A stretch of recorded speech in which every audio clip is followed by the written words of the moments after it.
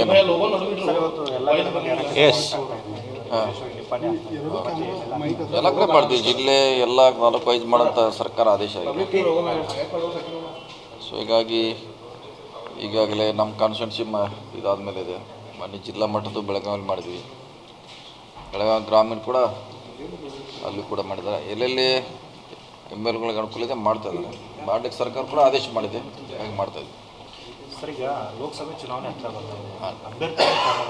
ಕಾರ್ಯಕರ್ತರು ಎಲ್ಲಿ ಯಾವ ಗೊಂದಲಾಗಿ ಹಾಕಿರ್ತಾರೆ, ಕೊಡ್ತಾರೆ. ಇನ್ನೂ ಎಲ್ಲಿ ಎಲೆಕ್ಷನ್ ಡಿಕ್ಲೇರ್ ಆಗಿಲ್ಲ, ಆಗಬೇಕು, ಇನ್ನೂ ಟೈಮ್ ಇದೆ ಅದಕ್ಕೆ.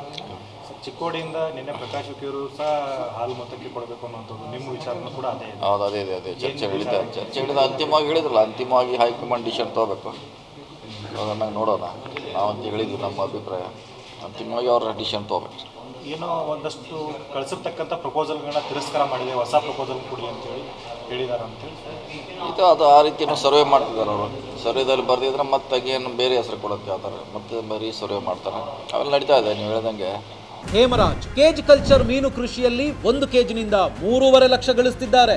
ನೀವು ಕೂಡ ಅವರಿಂದ ಕಲಿಬೇಕಾ? ಅವ್ರ ಜೊತೆ ವಿಡಿಯೋ ಕಾಲ್ನಲ್ಲಿ ಮಾತಾಡಬೇಕಾ? ಈಗಲೇ ಫ್ರೀಡಮ್ ಆ್ಯಪ್ ಡೌನ್ಲೋಡ್ ಮಾಡಿ. ಕೆಲವು ಕಡೆ ಹೊಸ ಹೆಸರು ಕೇಳಿದ್ದಾರೆ, ಮತ್ತೆ ಅದನ್ನು ಸರ್ವೆ ಮಾಡಿದ್ಮೇಲೆ ಮತ್ತೆ ಅಂತಿಮ ತೀರ್ಮಾನ ಮಾಡ್ತಾರೆ. ಈಗ ನಿಮ್ಮ ಪುತ್ರಿ ವಿಚಾರನೂ ಈಗ ಅವ್ರದ್ದು ಚರ್ಚೆಯಲ್ಲಿದೆ. ಬೆಳಗಾವಿಗೋಸ್ಕರ ನೀವು ಟ್ರೈ ಮಾಡ್ತಾ ಇದ್ದೀರಿ ಅಂತೇಳಿ ಅದು ಕೂಡ ಚರ್ಚೆಯಲ್ಲಿದೆ. ಆದರೆ ಇನ್ನೂ ಅಂತಿಮ ಆಗಿಲ್ಲ, ಇನ್ನೂ ನಡೀತಾ ಇದೆ. ಟೈಮ್ ಇದೆ, ಇನ್ನೂ ಎಲೆಕ್ಷನ್ ಕೂಡ ಡಿಕ್ಲೇರ್ ಆಗಿಲ್ಲ. ಸೊ ಎಲ್ಲ ಅಳದು ತೂಗಿ ಚರ್ಚೆ ಮಾಡಿ ಘೋಷಣೆ ಮಾಡ್ತಾರೆ ಎಲ್ಲ. ಅಕಸ್ಮಾತ್ ಹೈಕಮಾಂಡ್ ಅವರು ಪ್ರಿಯಾಂಕಾ ಅವ್ರನ್ನ ಚಿಕ್ಕೋಡಿಯಿಂದ ನಿಲ್ಲಿಸಿ ಅಂತಂದ್ರೆ ನೋಡೋಣ, ಚರ್ಚೆ ನಡೀತಾ ಇದೆ, ಇನ್ನೂ ಅಂತಿಮ ಆಗಿಲ್ಲ.